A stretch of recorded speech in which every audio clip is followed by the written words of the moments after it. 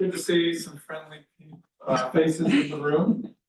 And nice to see lots of photos of people online and text of people's names. But thank you all for joining. My name is Scott Spilius. I'm here presenting Helena Solman. Before Helena gets started, I just want to acknowledge the traditional custodians of the land on which we're meeting, the Palo and the Moanina people, and recognize their ongoing custodianship over the land and sea. And pay respects to their elders, past, present, and emerging. Helena Solman is visiting us from the Netherlands, from a university whose name I can never pronounce. I'm so sorry. But hopefully she will tell us how to do that, in addition to telling us lots of other wonderful things about offshore wind farming. But yeah, she's here visiting she's been here for a little bit, and she's going to be here for a few more weeks still. And I think she's pretty keen to chat to people about we're working in this space and just general other things. So if anything she says today resonates with you, please get in touch, and I think she'll tell you how to do that. And I'll stop rambling up here and hand it over to Helena. Thanks. Thanks. Thank you very much, Roland, for being here. Good morning, first of all. It's really a pleasure for me to stand here. First of all, be able to talk about my work and also hopefully find ways in which it connects to yours. I've been following for a bit the work that's done both at the Institute and at Society across the road. So it's really fascinating, and I'm being here. It's also a great opportunity for me to learn also from your work around biodiversity, biodiversity monitoring, marine ecology, and I feel like I have a lot of experience with wind energy. Nowadays, I'm focusing a lot on that topic of offshore wind, and I started to also be very interested in the ecological aspects of offshore wind from the more governance perspective. So this is also the topic of my work today, and it's also part of an ongoing ambition to kind of expand this line of work from the context of the North Sea, where I've been doing my work so far, to also here in Australia, to be able to kind of see, what are how this emerging sector takes into account the concerns about marine ecology. So yes, I'm from Wageningen University. I can pronounce it here for everyone. I think there are people in the room who can pronounce it, but I believe that when the university was established, no one has thought about the fact that international audience might struggle with pronouncing the name. The university is relatively young for the standards of universities in Europe and in the Netherlands. It only has like 100 years, and it started actually as a school for farming and agriculture. It grew up out of this Dutch expertise, and in food and production, and expanding that around the world. And it really grew into a quite unique place where a lot of research and innovation happens around life sciences, as we call it, which is quite unique for the Netherlands, because many of the universities don't offer, a full range of programs. And Wageningen is really focused only on food, climate, environment. And so that's our expertise, and I think people either know it or not at all, and no one can pronounce the name, so please don't worry about it. And it's also a name of a city, so I think that explains it. So if you ever come and visit, you will find you will need to come to Wageningen, which is a small university town in the east of the Netherlands, still 1 hour from Amsterdam. So the Australian, I think, standards of distance is not far away, but for us it feels as if it's the other side of the country in the rural area, and it's a bubble for people very much interested in the environment. So it kind of reminds me of this name a little bit, to be honest. It's a bit more green, quiet, and very focused on this research. So about a few words about me. So I have had the pleasure to kind of work on the topic of wind energy from the time when I did my PhD until now, when I'm now in my postdoc. So I kind of shifted from we're looking only at onshore wind energy to now also offshore wind farms. And my work has always been connected to research and innovation projects that happen in Europe, and it's perhaps a very common way to do research or projects in Europe, research projects in general. And it means that most of the time I always work with people who are at the side of research and innovation, for example, really work on innovation on wind turbines or companies like Siemens, but also technical universities that work on development of new technologies. And I was always this one social scientist trying to bring in social and ecological aspects, so really trying to contribute to this process of innovation, but at the same time to step back and from the ambition of my research group, which is environmental policy, to be able to translate some of the trades-off and issues around governance for the decision makers. So today I would like to talk a little bit about the context of the offshore wind energy sector in the North Sea, because I feel that it's a very interesting and perhaps most far developed area in the world where offshore wind is already quite a major industry and where we are really observing both the impacts, but also trying to actively steer, the development, the design processes so that they minimize the ecological impact and perhaps not even contribute to some of the positive ecological impacts. So with that, I think experience, there is a lot of new questions emerging around how to really govern these impacts and the biodiversity, as well as make sure that we are sustainably upscaling offshore wind energy. So there is a lot of, let's say, bigger challenges around both wind and ecology.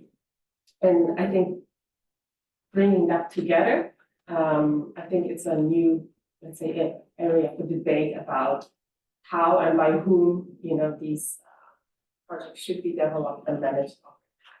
And I'd like to also keep some time at the end of the presentation to perhaps have a small discussion also with you of how some of these issues might also translate into what you are observing here in Australia in terms of how you perhaps from the perspective of your work are starting to engage or observe some of the issues around the emerging sector.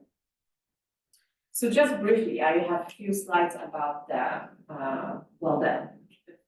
facts connected to offshore wind, and just not to make it boring, but just to give you an idea of the scale of the ambitions that I think that the North Sea has when it comes to offshore wind. So right now, actually, even though the North Sea, you could say it's a leading area in the world where there is a lot of renewable energy projects, and with actually wind having the biggest footprint and also the biggest installed capacity in terms of renewable energy generation, it is still just a fraction of what it's envisioned to be. And I don't know if some of you have had a chance to. I know some, I think, yes, have been to the Netherlands or perhaps flew over the North Sea. When you do that, you can see that the sea is already quite full of different wind farms. And with the ambitions that we have now, it's not only to double the capacity, but also to really look at the North Sea as this hub for energy generation for Europe.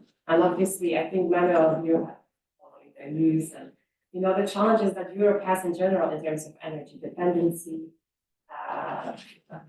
Heating is also one of the biggest issues, electrifying the industry as well. So when I'm attending some of the meetings, in Europe about the ambitions of what we have to achieve, it's actually pretty soon and quite a lot. So just within a few years, we should be actually doubling the capacity and thinking even of like when Europe wants to become also perhaps one of the first places in the world to become energy neutral by 2050. It's huge numbers. So 260 gigawatts by 2050, and the North Sea has at the moment like 18. So it really says something about the scale of what we are of the journey that we should embark on. And it's not a question of tomorrow. It's the things that we should have done already perhaps yesterday to really implement this. And so when you also look at the expansion of offshore wind farms in the North Sea, you can see already that, especially around the coast, it is quite full. So obviously countries like the Netherlands, Denmark, Germany, the UK, they have been already quite active, and there are quite some projects already existing. There are also a few in the pipeline.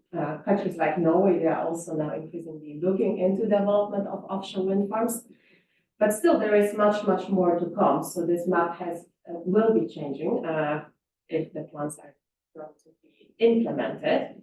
And so that's a huge technological and infrastructural challenge. And I think, if you would delve into any of the issues on the technological or logistical side of the expansion of offshore wind, that's already a huge question of not only actually the wind farms, but also ports, cables, the logistics around operation and maintenance. It's really a huge, huge, huge challenge.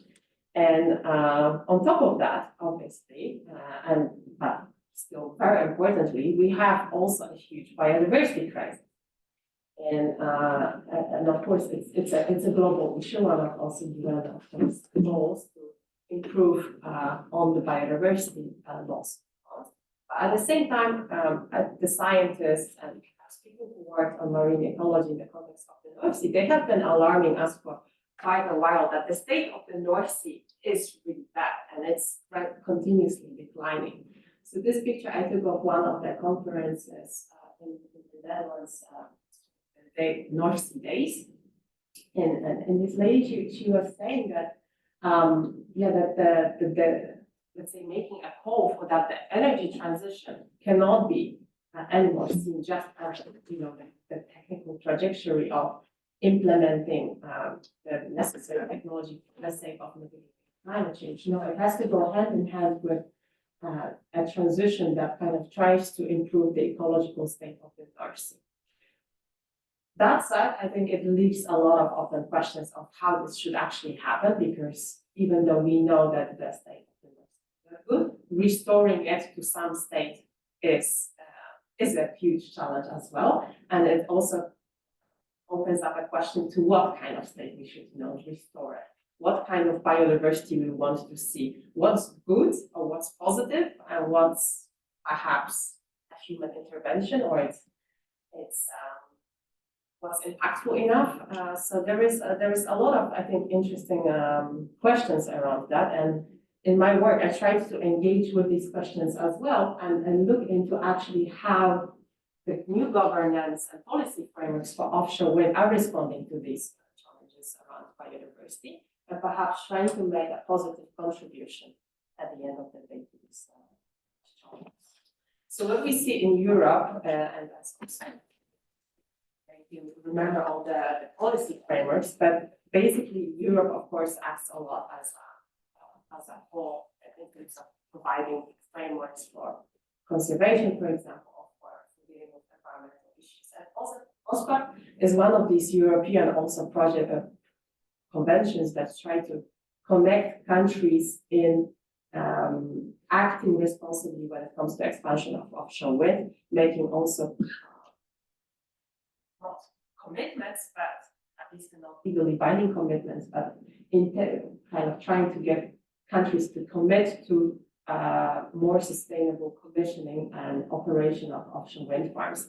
And that translates into a range of projects or through research programs or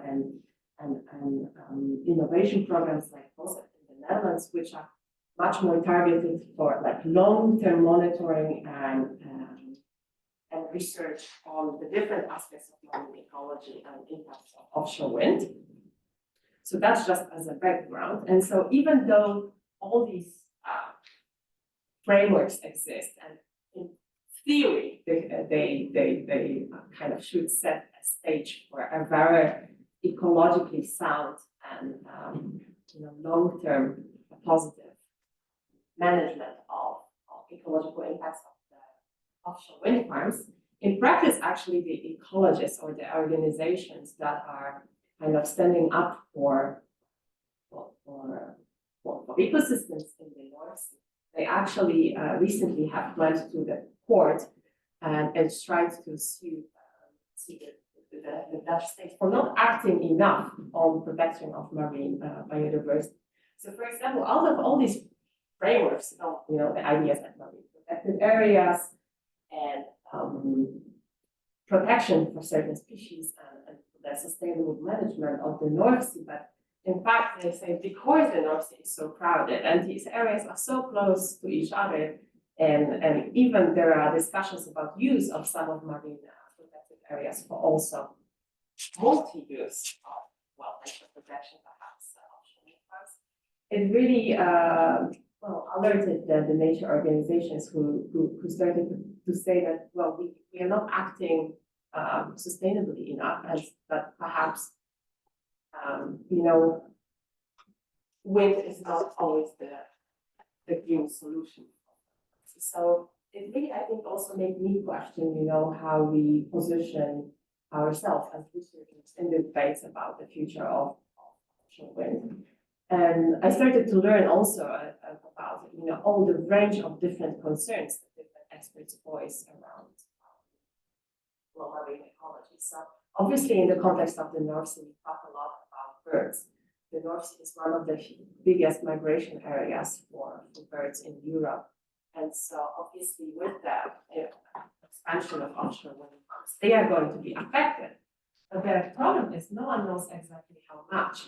And even though all these programs have been monitoring some aspects of marine ecology, it's really still a subject of speculation into how these populations are going to be impacted in the future and to what extent are they impacted already now.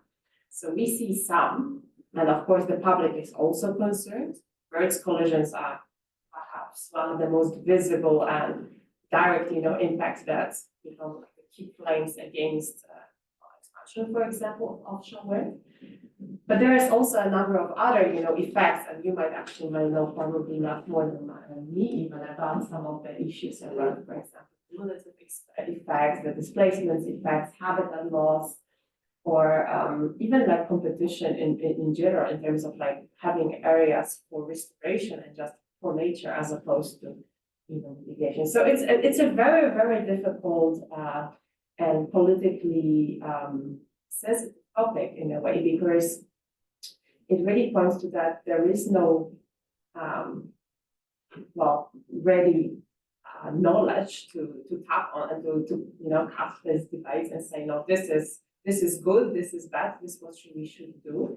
It's a really also a subject of basically decisions and about what do we allow and what do we want in terms of the positive impact. So sometimes I sit on the meetings with the industry and then they say,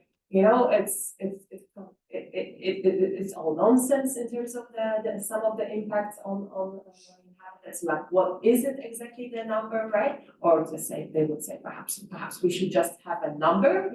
This is the number of birds that we are allowed to kill, and that should be the agreement. So it's all really also coming back somehow to the science of marine ecology and of the impacts. And I think because of that, it's really important to actually zoom into actually what we're doing in terms of the monitoring and management and how we're making decisions about what we should protect and how we should protect. So I think that maybe I wanted to share with you some of the insights from the Dutch approach. So the Dutch always say is measuring is not, right? So that we should kind of measure to get rid of uncertainty. And that will cut the debates about, misinformation perhaps, or fake news around the wind farms and their impacts. And so we should really believe also in the science and also use some of the most up-to-date knowledge or also most recent technologies to make these insights readily accessible, and perhaps use some of also the most advanced technologies, like digital technologies, to have a real-time and continuous knowledge about what happens around the wind farms. But at the same time, I observed that a lot of researchers, and this is Josephine Steinberg, and she's in Wageningen in marine research. So it's a kind of equivalent of CSIRO, an organization that also does much more applied research and advises also Dutch government. And she was also speaking about the challenges around governance and of the biodiversity impacts, and really advocating, for more more attention to the topic, and also to the fact that there are these very difficult political decisions that need to be made around the management of the impacts. So in my work, I started to follow a little bit more of who is actually involved in all these different research and monitoring programs, and what kind of technologies are used for this. So, for example, zooming into the case of birds, this is one of the methods that Dutch governmental organization uses for monitoring of the birds and bats. And they provide quite a comprehensive models for predicting the birds' behaviors, and based on that, the Dutch government actually mandated smart curtailment of the wind farms. So they force the operators to slow down or adjust to the operations, sometimes even switch off wind farms or wind turbines to allow migration to pass. Now that has, of course, created some impacts of the environment, but also on the business model of the operators, because they obviously don't like to switch off just wind farms to lose the energy. So there is a lot of, trades-off that are actually involved in making decisions about operation. And so the sector kind of came back with their own response and saying, well, how about you give us more freedom to develop our own monitoring approaches and give us make us responsible for preventing the collisions.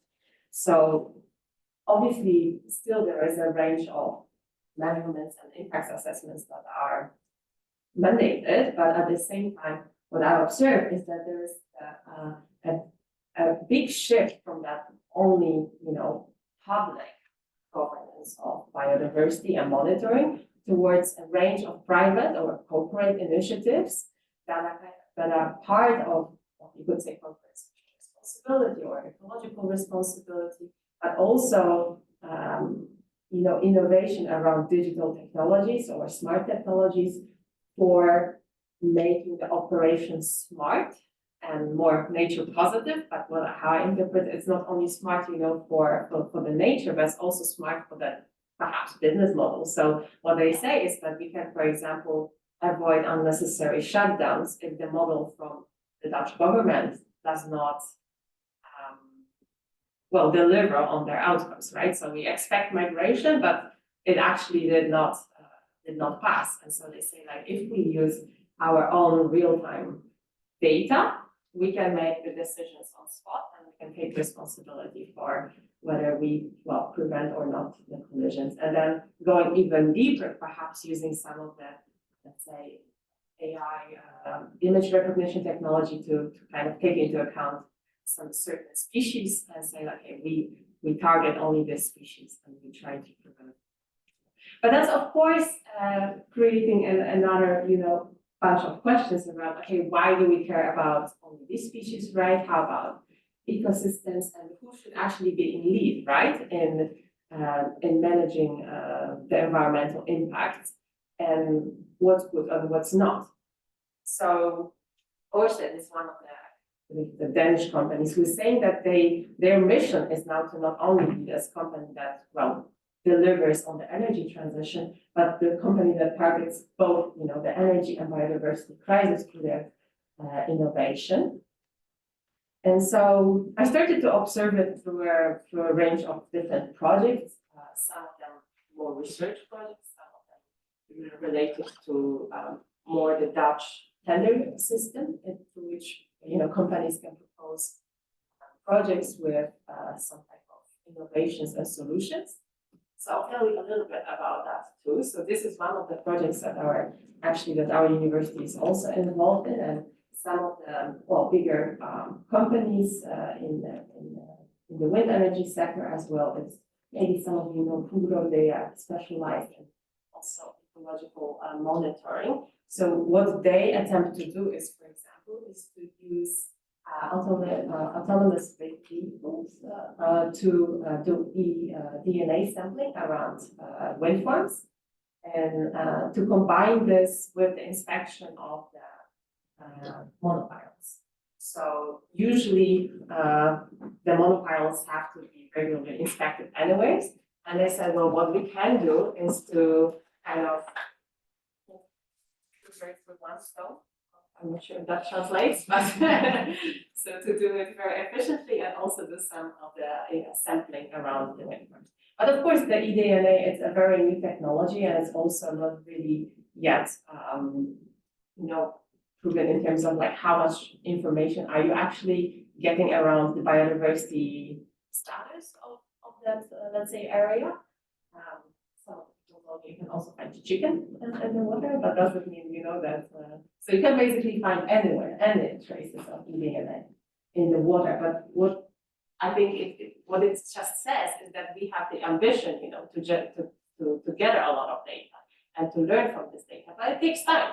And to gather enough of this information, we will need to also perhaps be patient in terms of being able to understand these impacts. But at the same time, we do not have this time because we have the ambition to act right now and to adjust the operation right now and perhaps create some of the knowledge that contributes already yesterday to the design in the factory of the wind farm, right? So there is this, I think, a little bit of mismatch between what we have in terms of the ambition around big data and smart management of the marine ecosystems and the continuous and adaptive management of the wind farms.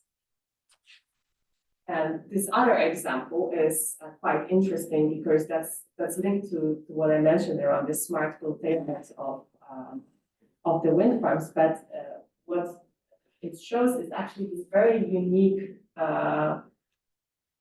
framework that Dutch government put in place for tenders on offshore wind farms. So usually all the companies, they were competing just on price. So basically the cheapest project won. But now there has been a shift in that the Dutch government said, well, we do not just want the cheapest, we want the most ecologically friendly project. And then we will give points for ecological innovation as well. So I believe this project, EcoVende, is one of the first of its kind in that it's actually proposed, I have to think, 87 different measures for improving biodiversity around wind farm. So they will do all this kind of monitoring that I mentioned, but they also will try to restore some of the habitats. They will protect. They will focus on intervention around the monopiles. They want to do a bunch of different things, but and test it out. And the idea is, of course, that we perhaps don't know if all of them will work, but we can take that knowledge forward and say, okay, we will adopt and build on this knowledge in the next round to actually make some of the things that prove positive compulsory, so to say, going forward. But of course, it also posed, I think, a lot of question marks around, okay, what's again good enough, and is it, what is biodiversity to start with? If we just create some extra habitat around, is it more biodiversity, and we can call it something positive, or just a bit of a perhaps greenwashing as well around. So that's a little bit complicated. And I started to really notice that also some of the ecologists in Europe started distancing themselves, from these projects as well, because somehow the ecological expertise started to be really unique and demanded. But at the same time, I feel like maybe some of the people working, they started to feel that their that the knowledge hasn't been taken so seriously for a while, and now it's suddenly requested just to be able to use it for economic perhaps benefit of these projects so that they win, so that they become a success. And I feel like even myself, when I work with people, and I've heard some of the ecologists in the context of one of the projects that I work, which is about holistic monitoring. So trying to really kind of connect also people and different stakeholders from people working on wind farms, people from working in fisheries, the decision makers, the designers of the different technologies, including the smart technologies, with some of the ecologists and social scientists, to come together and discuss some of these issues. Some of the people tell me, that, but isn't it just about greenwashing again? Isn't it just about, trying to pin down few solutions so that, these projects are, put together and sold as green? And that really also made me think about, how we work together and who decides what counts, what are the solutions that we consider as good. Like, is something economically efficient and good solution, right? Or do we have to reconsider the way in which we value different functions also and ideas around the future wind farms? So obviously, I think what we see now is that this nature positive language has emerged in the context of the North Sea as wind farms, not just being this green energy producers, but as perhaps a part of a solution for the biodiversity crisis as well. And I think as we've seen, I think in some ways it could go this way, but in others, I think there is also a question mark around, in what way we actually provide evidence for this. And so I think an interesting part of it from this policy and legal point of view is indeed the tender system, the let's say the governmental requirement for actually making ecological innovations part of the bidding process. The compulsory measurements and the change from just trying to model and predict to actual this real-time and continuous management. And also I think this interdisciplinary nature of this process of research and innovation, where we actually notice we need all these different aspects, from the digital front, from ecology, from social science, from policy, from wind energy, in order to actually make that happen. And I just see if I have enough time for questions as well. From my own work, I could share quite interesting discussions within the Holy Doctor project that I briefly showed on the holistic monitoring. That's this project that tries to kind of combine all the different aspects of sustainability, you could argue, of monitoring and managing offshore wind farms. We organized a stakeholder workshop for the context of the Dutch North Sea, and tried to invite both, representatives of the fishing communities, the experts working on the wind turbines, the experts working on digital solutions, people involved also in these different research and innovation projects like the Be Wild, really, which is eDNA monitoring. And a bunch of also very much enthusiasts around, for example, these digital solutions who, for example, envision the future of offshore wind as being fully, digital, remote, and with zero people, perhaps in the future, which is quite interesting. Just maybe as a small digression, because here in Australia, for example, all the time here, like how many jobs offshore wind energy should create, and how much opportunities there will be for people to be part of this new system. And many people in Europe, they just talk about, okay, we have too little people. It's so difficult and expensive. We should get rid of people, or at least for a large part of that monitoring and management activities, obviously not in commissioning phase.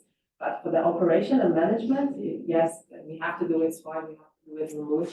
And some of actually also ecological knowledge and expertise is also changing, in how some of the ecologists were telling me that in the past, we used to go on planes and fly above the wind farm and try to count the birds and try to, take photographs and then also deduce from there what's the state. And now it's also happening with drones, happening with autonomous vehicles and AI applications that some people here in the audience perhaps know a lot about can help us to make sense of this data as well, and perhaps imagine a future in which a system of offshore wind farms in the future would be self-managed almost in a way that we say, okay, this is what we care about. Can you please optimize the operation for this and that?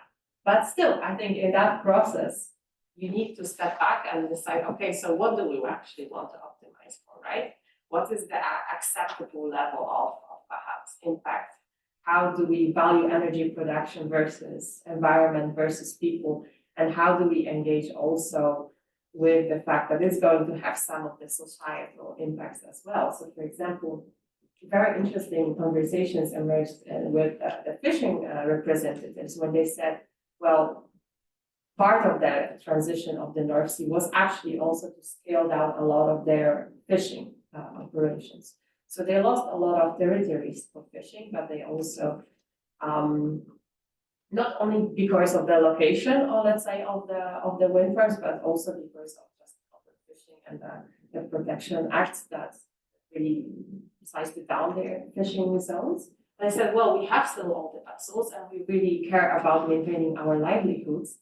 Can we be in some way part of the also new system in a way, perhaps offering some of the vessels for inspection? We have also a lot of environmental data. Can we share it?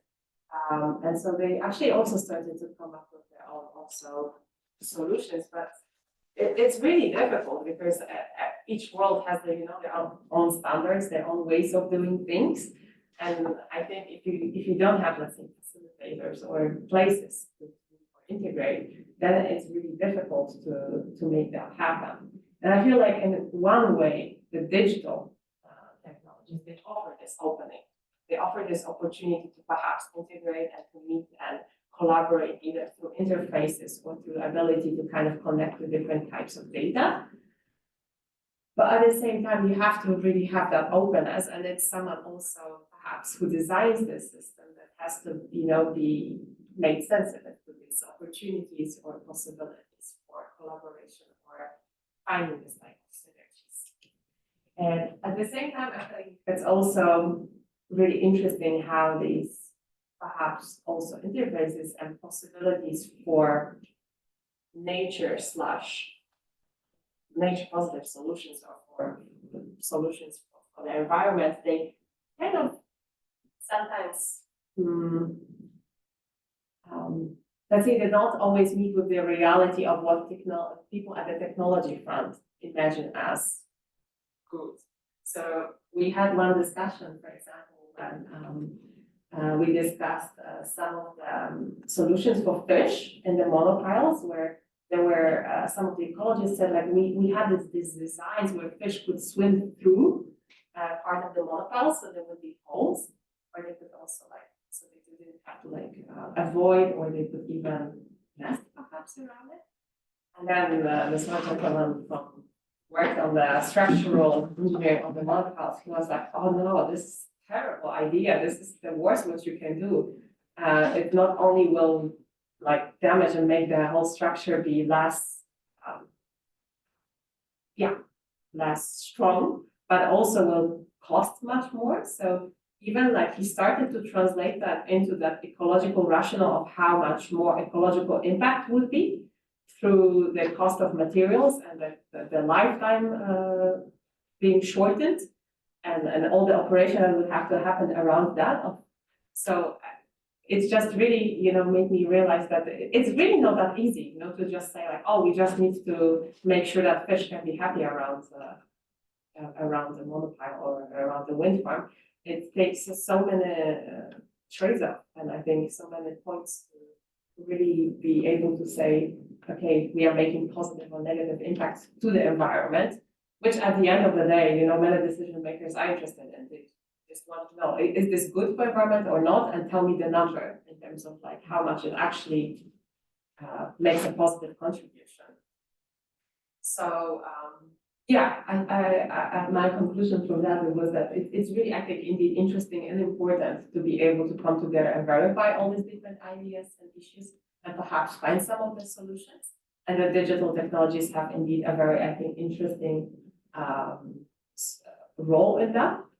But it's also, I think, it requires us to not consider these solutions or these technologies as solutions in themselves, as more as tools for arriving at some of the decisions. So I think the bottom line for me and the lessons that I've taken from this Dutch case or from this case of the North Sea as a whole is that there is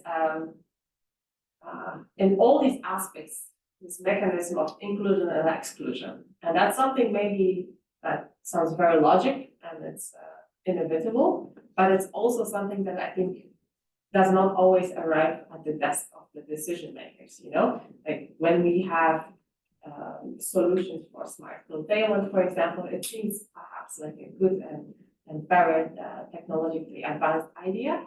But I think what we need to realize that it always comes with a set of assumptions about what matters in terms of ecology and species, but also in terms of valuing different uses and perhaps even people, who were at the table and were able to decide or not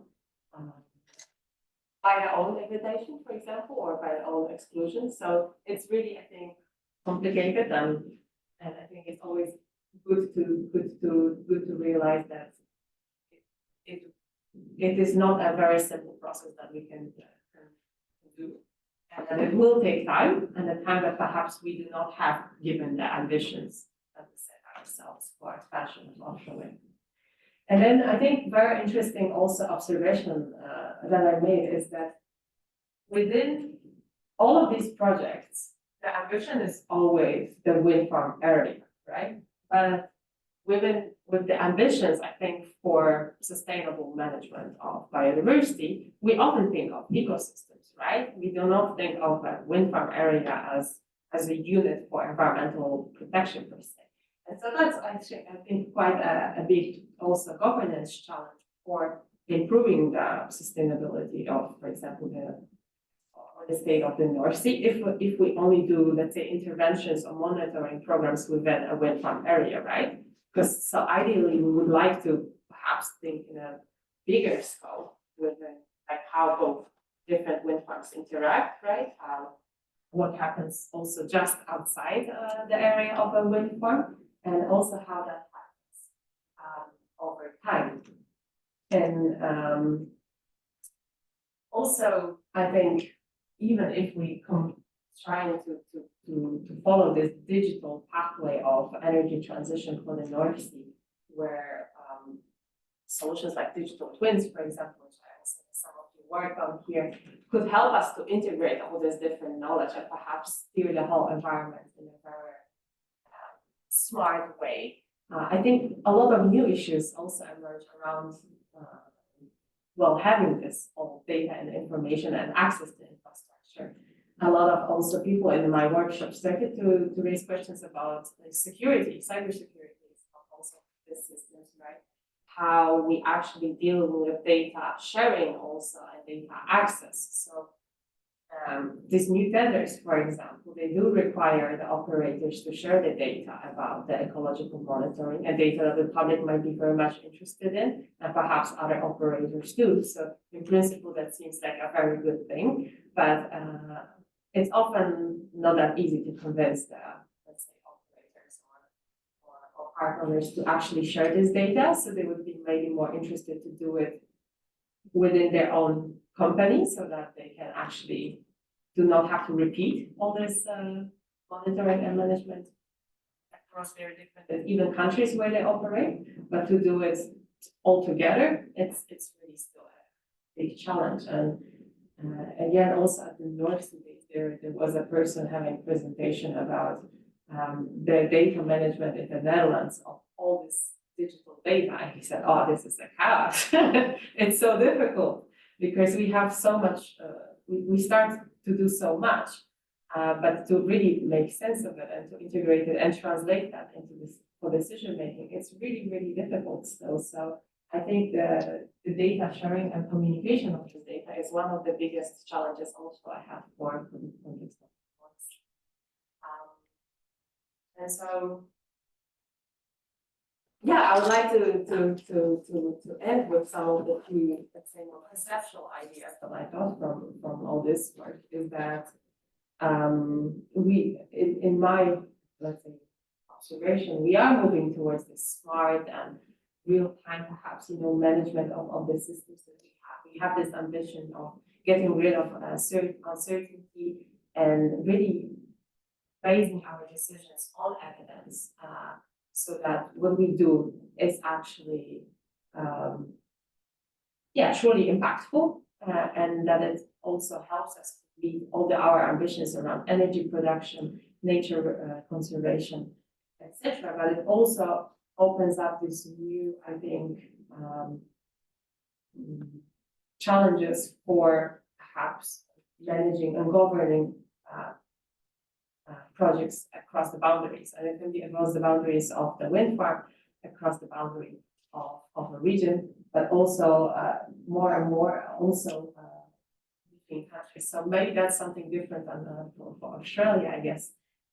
Having one national government can help maybe to coordinate some of the things, but the North Sea is composed of many different countries, and as the ecologists always tell me, that they don't care. They fly between Netherlands and Belgium and England, and if you end legal protection or if you end some of the initiatives at the national borders, then the things are not as impactful as they could be. So that was one more call for this transboundary management and governance, which will require then more data sharing and international collaboration also. And finally, something that also builds on my previous knowledge also of offshore wind is that in order to really make that, I think, meaningful contribution to solving some of the ecological problems, I really believe that we need to think in terms of the whole life cycle of technology. So I think often we have this very much a blind spot in governance where we think only about the planning and the commissioning phase, where all the environmental impacts assessments are made, and when we give the permits and we say, okay, this is go ahead or not. But we're forgetting about the fact that the wind farms are going to operate there for a long time, and I think that's starting to change now in the Netherlands, where this ongoing monitoring and management will happen. But in many parts of the world, it's still not the case that we actually monitoring the impacts and managing the offshore wind farms in a way that they respond to social and ecological issues. And then not even about the end of life cycle. So like what do we do when the structures have to be decommissioned? Including all the nature positive perhaps solutions that we implemented, right? So there have been a lot of work done on, okay, do you have to or not decommission the wind farms? But now if you put in place all these nature positive solutions, do they stay there as well? Who will continue, taking care of them? And then also, I think finally, I think my personal always interest goes back to the design, because I believe that all the things that we learn, we should, implement back in the design phase and go back to the factories and go back to the designers, to people who perhaps have never heard of anything in ecology, or even some wind that work either on digital technologies or wind turbines themselves, and really convince them that there is, important knowledge around these innovations, and that should be also fed back into the design of the systems themselves. So that's just my final remark. And I would like to thank you for your attention, and now hopefully also engage with you with some of the responses, but perhaps some of the ideas that I presented, reacted in your thoughts, and maybe some of the questions or ideas that you have, knowledge that you have from your own work or from what you're observing here in Australia. So thank you so much.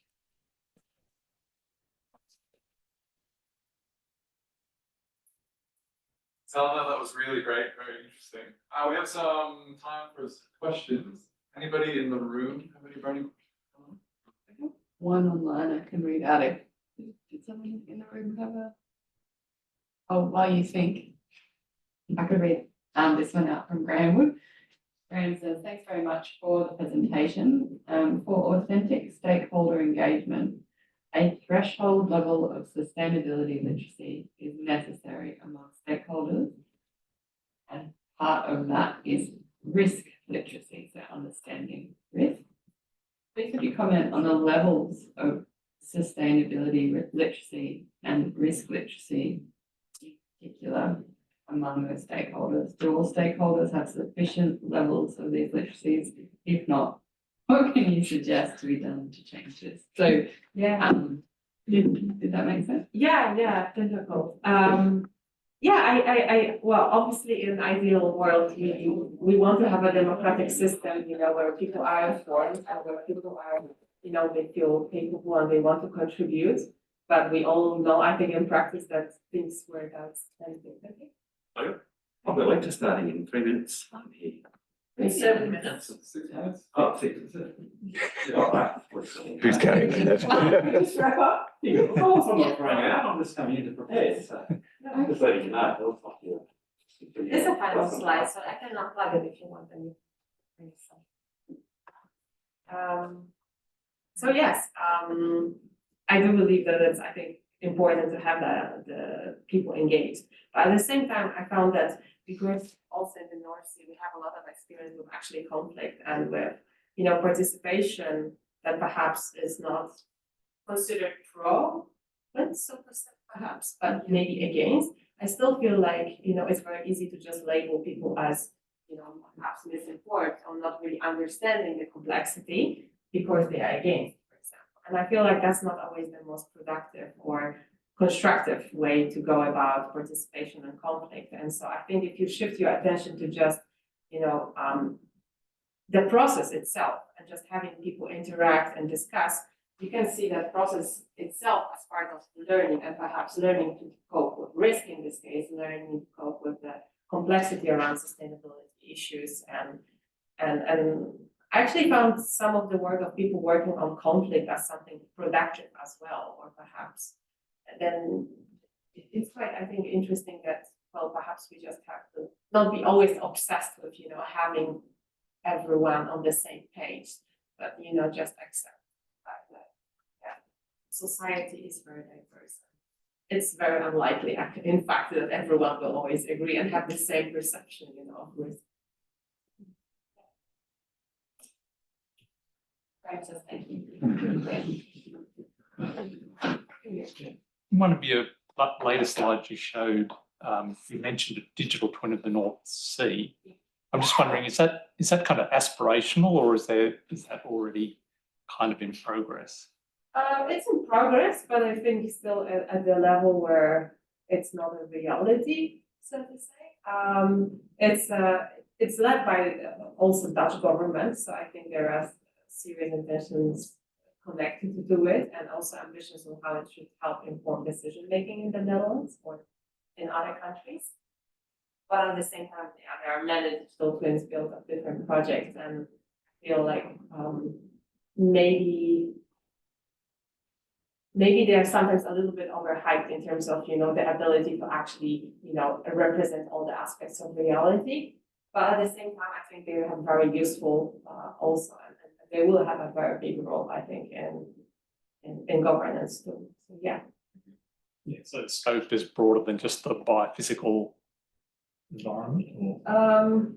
Well, that's not, I believe. I think perhaps there are people who try to also integrate more aspects of it, or perhaps, I think it also depends how you define the scope and how you, for example, define integration of societal aspects. Is it through a process of engagement or through actual translation of maybe societal aspects and, giving them a number? Because in that respect, I think it's very difficult to build actually a comprehensive, tool. I think there are ambitions. We'll just have one quick one. Yeah, you need to be quick. We've got like 5 minutes to get in here. I can rest. We'll wrap up outside the room now. Just want to say thank you to Helena for the wonderful talk and discussion, and hopefully we can continue the chat And thanks, everyone. We'll see you at the next one.